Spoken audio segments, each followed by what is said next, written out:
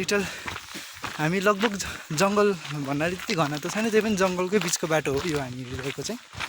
अब होपफुली 15-20 मिनट्समा हामी हाम्रो डेस्टिनेसनमा पुग्छौँ। हेलो फ्रेन्ड्स, आज चाहिँ हामी यता पञ्चासे जानको लागि हिँडिरहेका छौँ। It's my first time Panchase गएको छैन है, घर नजिकै भए पनि, नजिक भन्नाले पञ्चासेतिर त होइन, लेकतिरै हो, तर पनि अब लाइक धेरै सुनेको अब पञ्चासे भन्ज्याङ राम्रो छ भनेर, त्यसैले अब आज हिँड्दैछौँ यहाँबाट। एन्ड बस अहिलेसम्म आइसकेको छैन, so we are waiting for the bus here, you can see है। हामी यता हल्लनचोकमा हो अहिले चाहिँ एक्ज्याक्टली। अब केही थोरै सानो सपिङहरू पनि गर्न छ, so will move to one of the shopping mart around.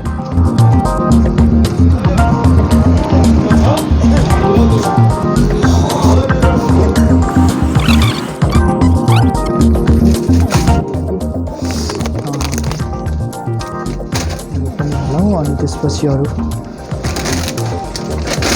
पनि हालौँ। अरू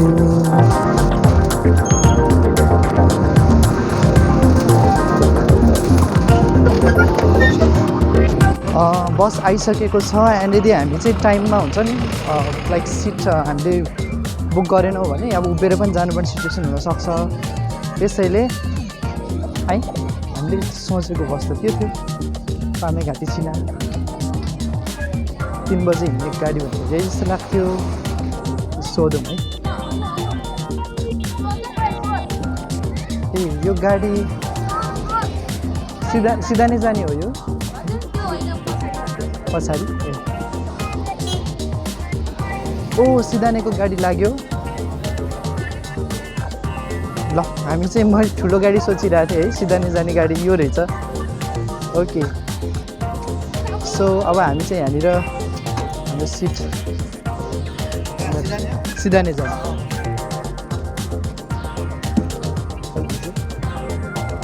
बस हाम्रो यही हो, हेर्नुहोस् है ल। झोला चाहिँ राखिराखौँ, कसो त्यही अटिन्छ होला। अहिले हामी सिधानेको बसमा चढिसकेका छौँ। हामी भन्ज्याङ, हाम्रो मेन डेस्टिनेसन चाहिँ भन्ज्याङ हो र भोलि बिहान हामी 1.5 घन्टा चाहिँ हामी पञ्चासेको बाटो। हाम्रो चाहिँ अब 3 बज्यो, 3 बजे गाडी हिँड्दैछ। लाइक हामी लगभग अब 6 बजी पुग्छौँ भन्ने कुरा चाहिँ गरेको छ होइन। लाइक यहाँ बसको मान्छेलाई मैले सोधेको थिएँ, अब यसको प्राइसहरू के कस्तो छ बसको, यो पनि म अपडेट गरेर राख्छु। बट होपफुली हामी 7 बजेसम्म चाहिँ भन्ज्याङ चाहिँ पुग्छौँ है। इट्स प्रिटी लेट, अब के गर्ने, बिकज अब हिँडेर जान सकिन्न एन्ड बस चाहिँ दिनमा एकचोटि मात्र लाग्छ, so we have to bear with it. Okay,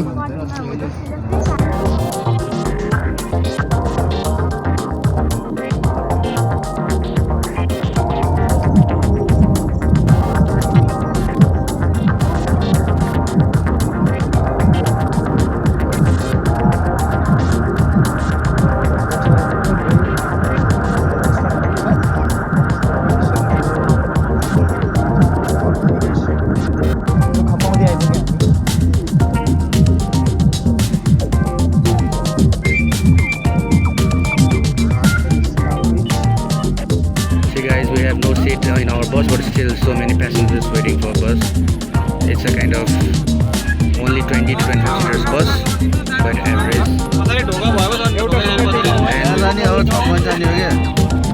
Now this is newly constructed motorable bridge. You can see another road. Pokhara Metropolitan City Office of Municipality. Now all the way to off-road. It's like we're taking bumpy ride.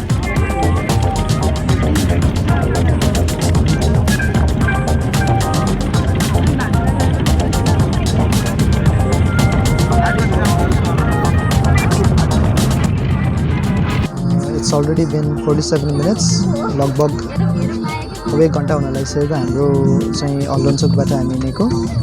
र यो ठाउँको नाम चाहिँ के भन्दो रहेछ भन्दाखेरि माझथुङ्गी भन्दो रहेछ। एन्ड अझै हाम्रो लाइक 1 आवर 1.5 आवर चाहिँ अझै हाम्रो बाँकी छ बाटो। So let's see. बिचको अब के छ हेर्ने केही स्पेसल भएन I just shoot the video as well बिचको क्लिप पनि म लिइरहेको हुन्छु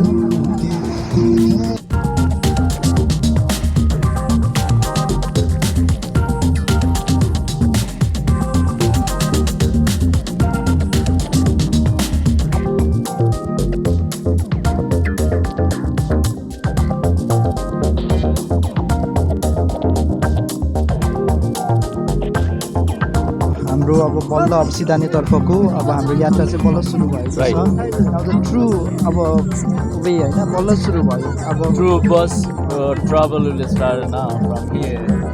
So the road condition was very, dry mud, sand mixed with the rocks.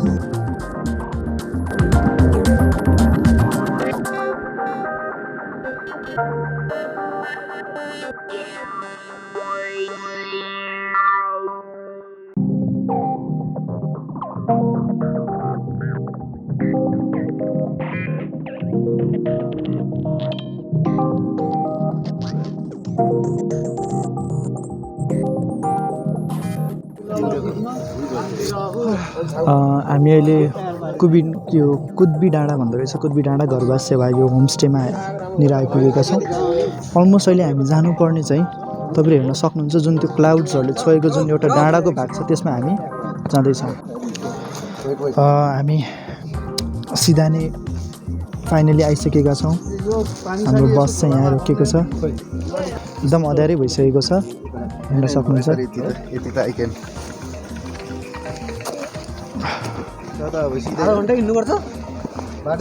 अब बाटो आधी घन्टा अब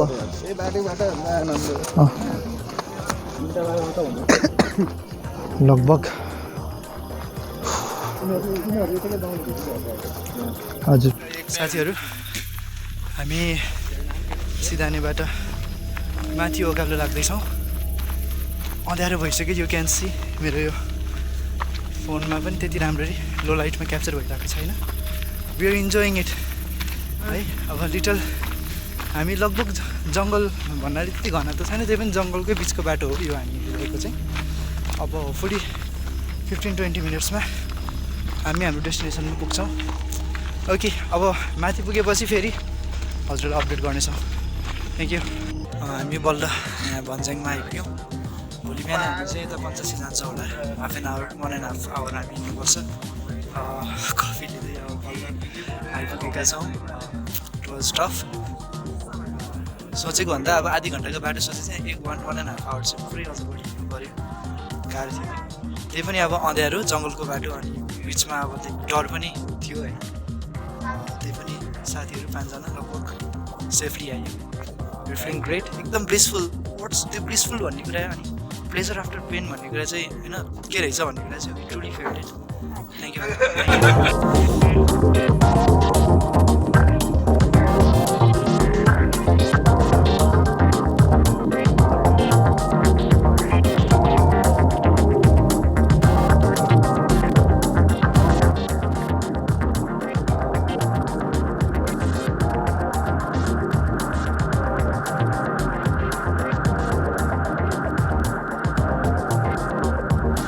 केटाहरू यार भागको आवाज सुनिरहेको छु त म त यार सुने तिमीहरूले बाहिर बाघ आयो यार तिमीले बाघ आउँछ त भनेको थियो गुड मर्निङ फ्रेन्ड्स अहिले म पनि उठिसकेको छु इट्स मर्निङ टाइम तर हेर्नु न हाम्रो ब्याड लक भन्ने कि अब के भन्ने बिहानैबाट दिन चाहिँ यस्तो एकदम तुसारो लागेछ अब यस्तो दिनमा चाहिँ हिउँ पनि पर्छ भन्ने चाहिँ यताको यहाँको दिदीले भन्नुभएको छ ओहो इट्स रियली कोल्ड एकदम चिसो छ हेर्नुहोस् त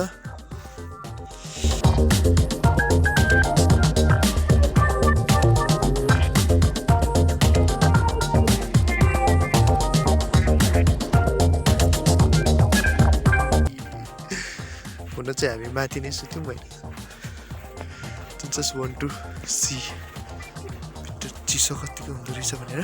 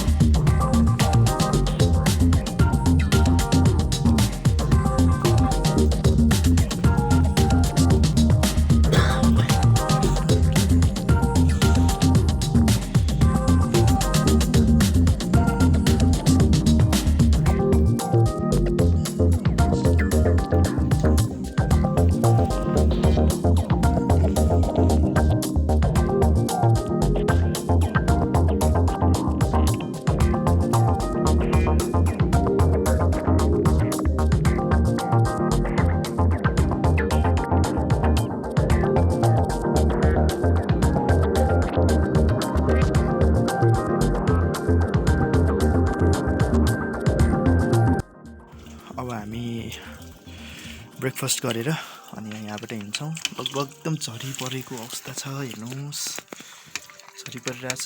हामी एक्सपेक्ट गरेको भन्दा अब अलिकति धेरै नै भिन्न भयो, तर पनि ठिक छ। अब जस्तो परिस्थितिमा पनि इन्जोय गर्न सक्नु पऱ्यो है, द्याट्स लाइफ। हामी इन्जोय नै गरिरहेछौँ अहिले पनि। अब केही समयमा हामी हिँड्छौँ। ओके, हामी फाइनली चाहिँ अब फर्किँदैछौँ।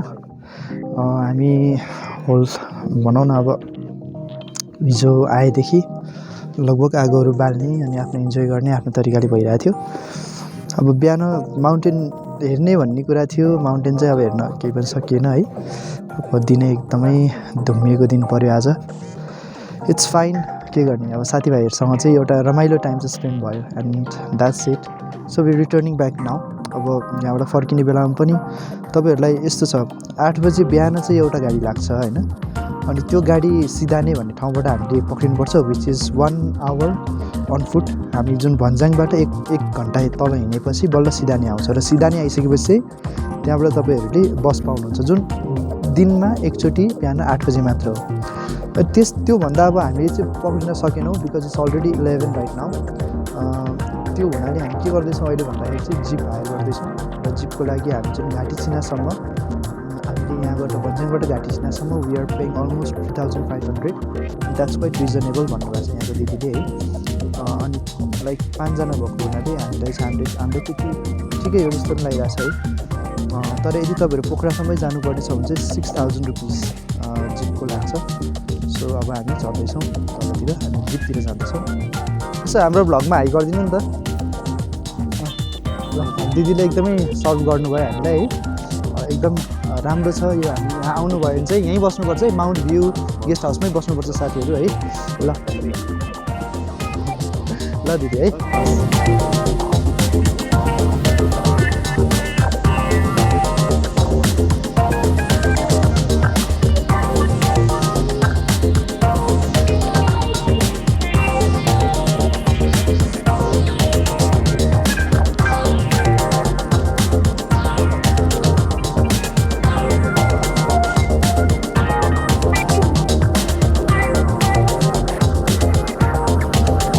झरी लगाइरहेको छ हेर्नुहोस्। हामी बसेको गेस्ट हाउस चाहिँ ल फ्रेन्ड्स, हाम्रो अब जिप सुरु भयो। हिँड्दै गर्दै हुनुहुन्छ, साथीहरू पछाडि बस्नु भएको छ, प्रदीप सर। ल ठिक छ, अब हामी केही समयमा चाहिँ पोखरा पुग्छौँ। लगभग दाइ कति टाइम लाग्छ हामी पोखरा पुग्नलाई?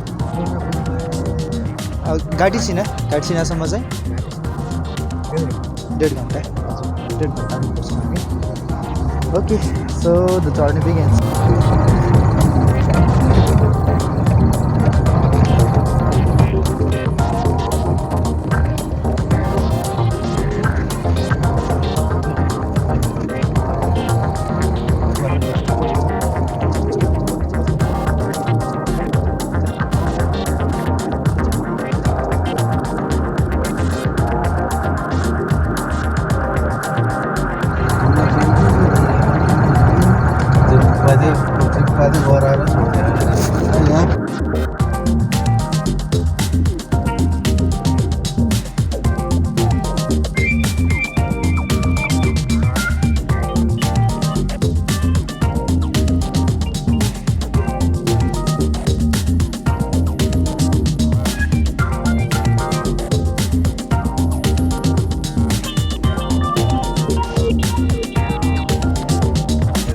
ल हामी फाइनली घाटी छिना आइसकेका छौँ।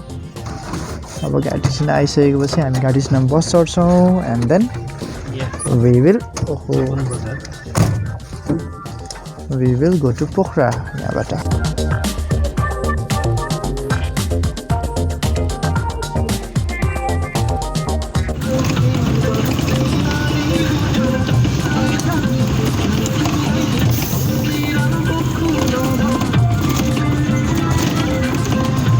फाइनली हामी पोखरा रिटर्न ब्याक भयौँ। अहिले हामी हल्लनचोकमा छौँ and we are returning back to our places. It was a fun memory. पुरै जाँदा आउँदा इट वाज रियली फन। अब अलिकति एक्सपेक्टेड चाहिँ अलि वेदर क्लियर भएको भए माउन्टेन रेन्ज पनि देखिन्थ्यो भन्ने कुरा हो। त्यो चाहिँ ठिकै छ, हामी नेक्स्ट टाइम पनि जान सकिन्छ, द्याट्स नट